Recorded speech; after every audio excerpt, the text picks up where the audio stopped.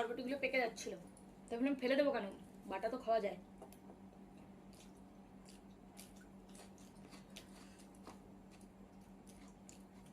বাঙালিরা চাইলে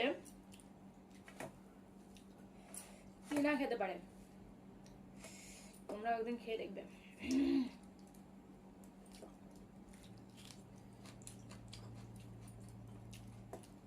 কিচ্ছু না, বরবটিটা একটু সিদ্ধ করে নেবে,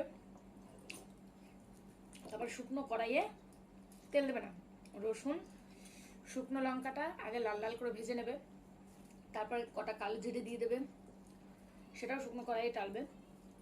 তারপর একটা পেস্ট বানাবে, মানে বরবটিটা সিদ্ধ করে নিচ্ছ, বরবটিটা সব মিলিয়ে একটা পেস্ট বানিয়ে নেবে মিক্সিতে। শিলনোড়া হলে তো বেশি ভালো হয়, কিন্তু এখন তো শিলনোড়া খুব কম ব্যবহার করে সবাই। আর তারপরে লাস্টে কড়াইয়ের মধ্যে সর্ষের তেল দেবে, পেস্টটাকে ঢালবে, নামানোর আগে একটু চিনি দিয়ে দেবে, লবণ দিয়ে দেবে, শুকনো শুকনো আঠালো আঠালো হয়ে যাবে, নামিয়ে নেবে।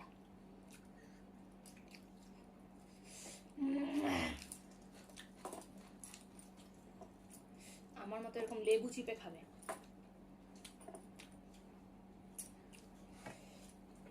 এর স্বাদ কোনোদিনও ভোলার নয়। যতই নামি দামি রেস্টুরেন্টের খাবার সবাই খাও না কেন, বা আমরা খাই না কেন, বিশ্বাস করো বাঙালির এই ঘরোয়া রান্নার কাছে অন্য কোনো খাবার যাবে না।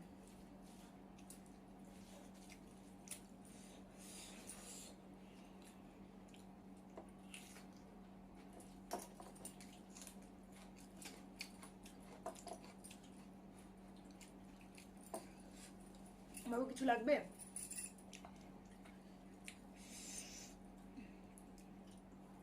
চলো এবারে চিকেন কষা দিয়ে খাবো, একটু লেবু চিপে নিলাম।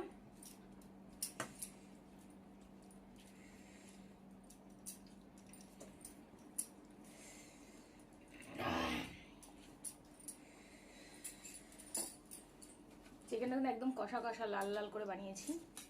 একটা আলু নিয়ে নিলাম, তোমরা যারা জানো আমার ভিডিও দেখো তারা তো জানোই আমি আলু ছাড়া চলতে পারি না। একটা চিকেন নিয়ে নিলাম,